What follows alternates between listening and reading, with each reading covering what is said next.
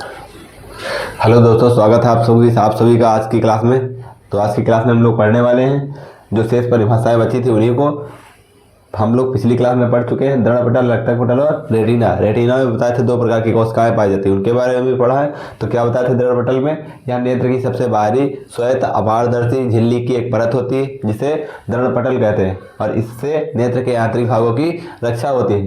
दूसरा बताए थे रक्तक पटल। बताए थे रक्तक पटल की परिभाषा कि यह दृढ़ पटल के आंतरिक भागों से लगी काली ऊतकों की बनी यह दृढ़ पटल के आंतरिक भागों से लगी काले ऊतकों की बनी झिल्ली की एक परत होती है जिसे दृढ़ पटल कहते हैं, जिसे रक्तक पटल कहते हैं। और यह दृढ़ पटल और रेटिना के मध्य पाई जाती है। रेटिना बताए थे रेटिना में कि यह नेत्र की सबसे आंतरिक परत होती है, यह नेत्र की सबसे आंतरिक परत होती है जिस पर वस्तु का स्पष्ट प्रतिबिंब प्राप्त होता है। और बताए थे इनमें दो प्रकार की कोशिकाएं पाई जाती है, एक होती है शंक्वाकार और दूसरी होती है दंडाकार। शंक्वाकार कोशिकाएं जो होती हैं वो रंगों में विभेद की सुगराई होती हैं। दंडाकार कोशिकाएं जो होती हैं वो प्रकाश की तीव्रता की सुगराई होती है। तो नेक्स्ट हेडिंग डालेंगे पीत बिंदु। पीत बिंदु क्या होता है तो बताएंगे पीत बिंदु की परिभाषा कि नेत्र का वह बिंदु जिस पर सबसे स्पष्ट प्रतिबिंब प्राप्त होता है। हालांकि जिसका इस पर प्रतिबिंब बनता है पीत बिंदु पर, उससे अच्छा स्पष्ट प्रतिबिंब किसी दूसरे को नहीं दिखाई देता जिसका रेटिना पर बनता है। हालांकि बनता रेटिना पर ये भी है, लेकिन रेटिना के पीत बिंदु पर बनता है। उसी प्रकार अंध बिंदु पर बनेगा, अगर अंध बिंदु पर बनेगा तो धुंधला दिखाई देगा। तो लिखेंगे पीत बिंदु।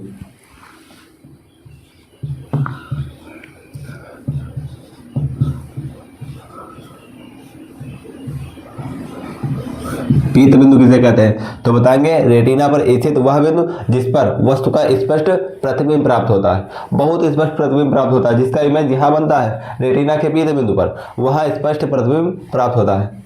तो लिखेंगे नेत्र रेटिना पर स्थित वह बिंदु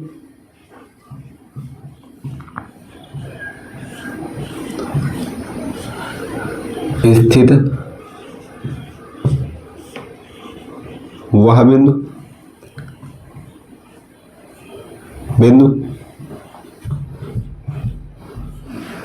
जिस पर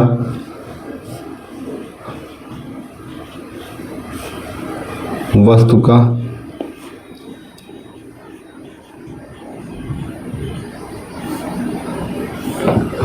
सुस्पष्ट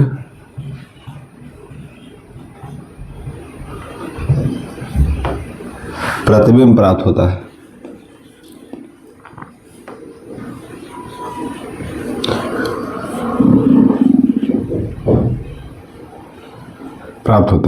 पीत बिंदु कहलाता है। पीत बिंदु कहलाता है।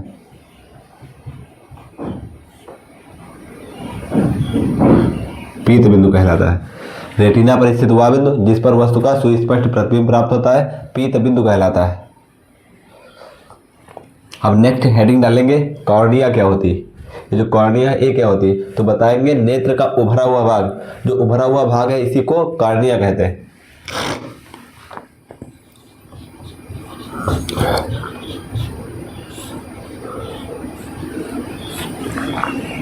नेत्र का उभरा हुआ भाग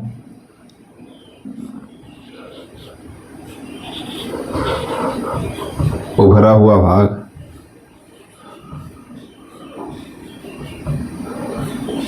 उभरा हुआ भाग कॉर्निया कहलाता है।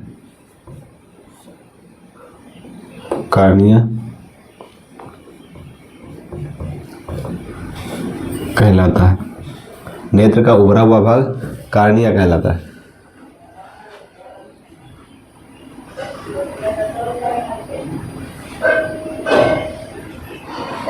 फिर बढ़ेंगे पुतली या नेत्र तारा। पुतली या नेत्र तारा क्या होता है तो बताएंगे नेत्र लेंस पर एक छोटा सा छिद्र होता है। नेत्र लेंस पर एक छोटा सा छिद्र होता है जिसे पुतली या नेत्र तारा कहते हैं। तो नेक्स्ट हेडिंग डालेंगे पुतली या नेत्र तारा।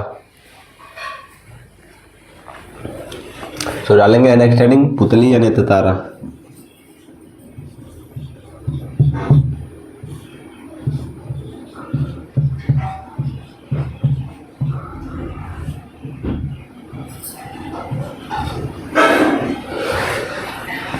बताएंगे नेत्र लेंस पर स्थित वह नेत्र लेंस पर एक छोटा सा छिद्र होता है। नेत्र लेंस पर एक छोटा सा छिद्र होता है। एक छोटा सा छिद्र होता है। छोटा सा छिद्र होता है जिसे पुतली या नेत्र तारा कहते हैं। जिसे पुतली नेत्र तारा कहते हैं। नेत्र तारा कहते हैं जिसे पुतली या नेत्र तारा कहते हैं। नेत्र क्या बताएंगे? नेत्र लेंस पर स्थित हुआ भी नेत्र लेंस पर एक छोटा सा छिद्र होता है जिसे पुतली या नेत्र तारा कहते हैं। अब नेक्स्ट हेडिंग डालेंगे नेत्र लेंस क्या होता है। जो नेत्र लेंस के बीच में रखा हुआ है इसे क्या कहते हैं? ये होता क्या है? तो नेक्स्ट हेडिंग डालेंगे नेत्र लेंस। नेत्र लेंस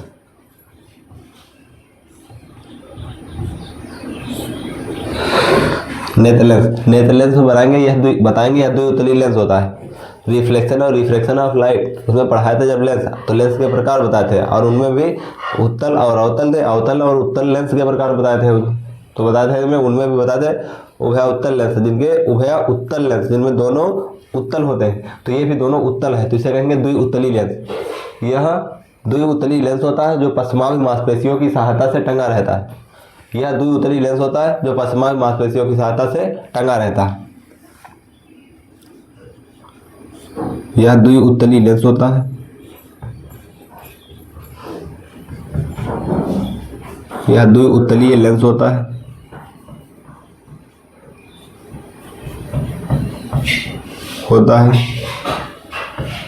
जो पश्चमाभ मांसपेशियों की सहायता से टंगा रहता है। पश्चमाभ मांसपेशियों की सहायता से टंगा रहता है। पेशियों की सहायता से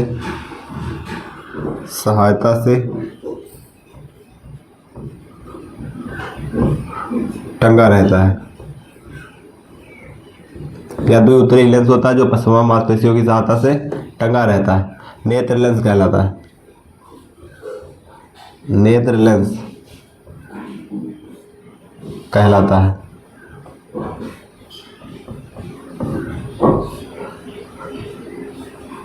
नेत्र लेंस कहलाता है। यह द्विउतलीय लेंस होता है जो पश्चमाभ मांसपेशियों की सहायता से टंगा रहता है। नेत्र लेंस कहलाता है। अब नेक्स्ट हेडिंग डालेंगे पश्चमाभ मांसपेशियां क्या होती है। देखो पश्चमाभ मांसपेशियां होती क्या है, तो बताएंगे कि जिसकी सहायता से नेत्र लेंस टंगा रहता है।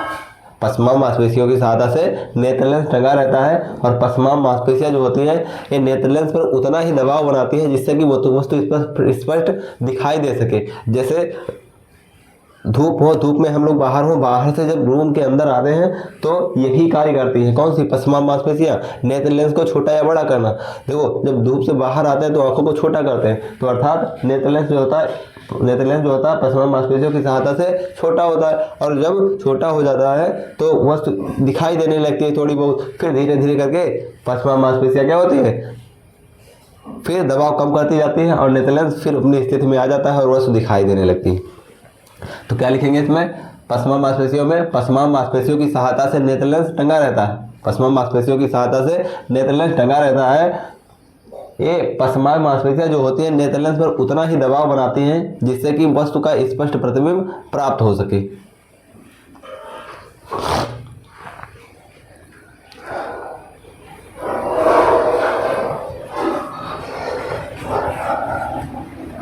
डालेंगे हेडिंग पश्चमाभ मांसपेशियां। पश्चमाभ मांसपेशियां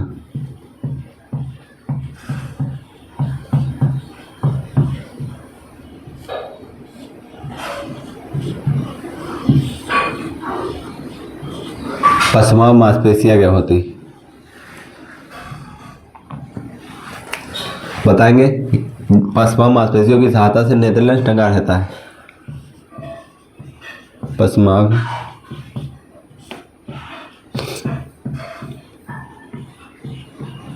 पेशियों की सहायता से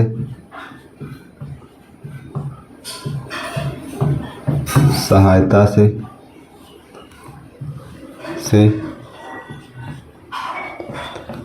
नेत्र लेंस टंगा रहता है। ये नेत्र लेंस पर उतना ही दबाव बनाती हैं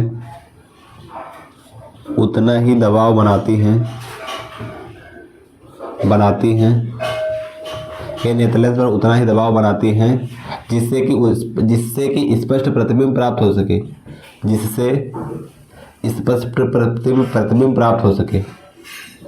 स्पष्ट प्रतिबिंब प्राप्त हो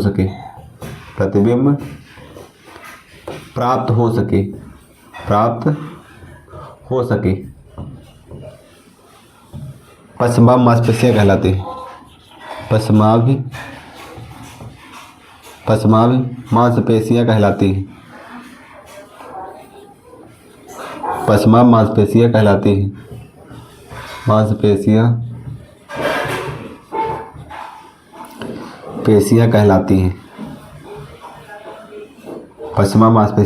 हैं। तो क्या बताएंगे? पश्चमाभ मांसपेशियों की सहायता से नेत्र लेंस टंगा रहता है और इन नेत्र लेंस पर उतना ही दबाव बनाती है जिससे कि वस्तु का स्पष्ट प्रतिबिंब प्राप्त हो सके। तो आज के लिए बस इतना ही, और बाकी जो कुछ बचा हुआ है, जैसे आयरिस बचा हुआ है, जलीय द्रव, कासाभ द्रव बचा हुआ है और